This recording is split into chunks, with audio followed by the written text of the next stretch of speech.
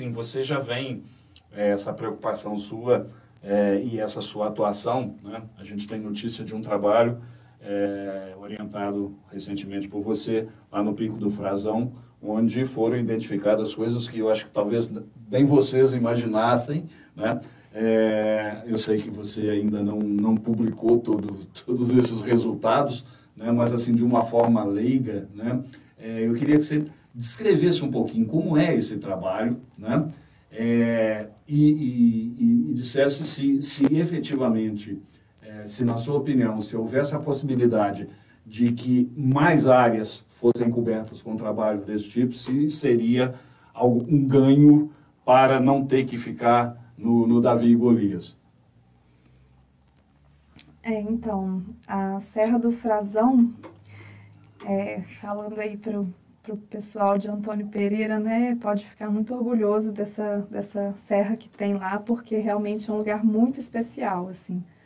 É dos lugares mais conservados que eu já estive aqui na nossa região. É um daqueles lugares que você vai e você fala, uau, que incrível isso aqui, sabe? Temos algumas fotos aí. Isso aí é da Serra do Chafariz, né? Ah, sim, essa é da região lá do Botafogo, né? É da região do Botafogo. Ah, o Frazão é Antônio Pereira. O Frazão é Antônio Pereira. Essas fotos são da Serra do Amolar, de Chafariz. Mas, então, a Serra do Frazão, né? Eu acho que aqueles afloramentos grandes, né? Aquelas paredões rochosos ali, eles atuaram protegendo a vegetação lá de cima do fogo, né? Então, ali a gente tem realmente um relicto. Talvez seja uma vegetação mais próxima do que a gente tinha aqui no século XVIII, XIX, né? Que já foram extintas em outras regiões e que permanecem ali. Então, a gente encontrou, né, o Vitor Araújo, foi meu aluno de mestrado, agora está no doutorado no Rio de Janeiro, estou orientando ele. Então, o Vitor encontrou lá 33 espécies ameaçadas de extinção e a gente encontrou 2 espécies que só existem lá. Então, no mundo inteiro, 2 espécies só existem lá no topinho da Serra do Frazão. Então, por isso, a gente acredita que seria maravilhoso, né, se o Frazão fosse uma unidade de conservação, né? Eu acho que é muito importante que os gestores ambientais do município se sensibilizem quanto a isso, porque é uma região extremamente relevante para ser conservada, sabe? E se a gente tivesse, né, a Serra do Chafariz, né, como uma unidade de conservação, porque essa proposta já existe, né, aqui é a Serra do Frazão. Né? Ah, sim. Essas são os afloramentos. Os afloramentos aí rochosos que você mencionou. Isso, lá de cima. Então, essa vegetação de campo rupestre aqui, né, entremeada com floresta atlântica, com vegetação florestal atlântica, né? Então, essas formações de campo rupestre que abrigam a biodiversidade mais... Como é que ia chegar à conclusão de que só existe lá? Só existe lá porque não foi encontrado nenhuma referência à existência em outro local ou porque não tem como não existir em outro local? Como é que funciona isso?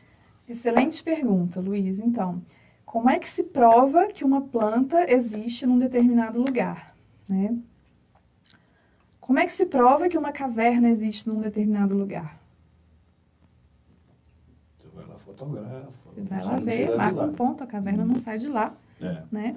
Às vezes você consegue até ver de imagem de satélite, você consegue ver de drone, mas uma planta você não consegue ver de satélite, você não consegue ver de drone. Alguém pode tirar ela de lá, alguém pode tacar fogo lá, né? Então, quais são as provas científicas de que uma planta ocorre num determinado lugar? São amostras, são pedacinhos das plantas que a gente corta, um raminho com flor ou fruto, né, corta, seca, prensa ele, desidrata, coloca numa cartolina, anota os dados científicos sobre ele. Que dados, né? De onde ele vem, aonde ele estava, que espécie que é, quem coletou, quando, né? Características da planta. Então, isso é o que a gente chama de ecicata, né? Uma amostra em coleção científica, e essas coleções de plantas são os herbários, né? Então, como é que a gente sabe que no Brasil tem 40 mil espécies de plantas? Como é que a gente sabe? Porque alguém catalogou. Porque todas elas estão coletadas e amostradas em herbário. Né? Como é que a gente sabe que em Ouro Preto tem 3.100, eu já esqueci o número exato, 175 espécies de plantas? Porque todas estão amostradas em herbário. E esses herbários hoje são muito bem organizados. Os dados dos nossos herbários estão disponíveis online para qualquer pessoa. Né? E aí vem um problema, de novo, dos estudos de impacto ambiental. Raramente esses estudos de impacto deixam amostras científicas em coleção. Então, você não consegue provar que a espécie que está listada no relatório é ela mesma. Não tem nada que te permita verificar isso. Você, será que essa espécie aqui, será que é essa mesmo? Essa espécie é tão difícil de encontrar? Ou essa espécie é tão fácil de confundir com aquela outra? Como é que eu sei que é exatamente essa? Se não tiver uma amostra em herbário, eu não consigo provar isso. Né? Por comparação, né? Você não tem um modelo de comparação. Então, essas listas de espécies desses estudos de impacto ambiental são listas sem base científica. Né? A única coisa que te dá confiança de que os nomes que estão ali são verdades é a palavra de quem colocou o nome ali. Né? E as identificações em campo, então, em campo, você consegue identificar plantas comuns. Né? Então, esses estudos de impacto aí da BHP, da Patrimônio, eles trazem, né, espécies comuns, listam espécies de fácil identificação, de fácil reconhecimento, muito abundantes, mas essas não são as impactadas.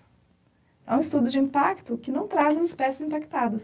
As verdadeiras espécies mais impactadas, elas são mais raras, elas são difíceis de reconhecer, elas são, né? Então, voltando à sua pergunta, como é que eu sei que uma espécie só existe ali naquele lugar? É porque ela nunca foi coletada em outro lugar. Né?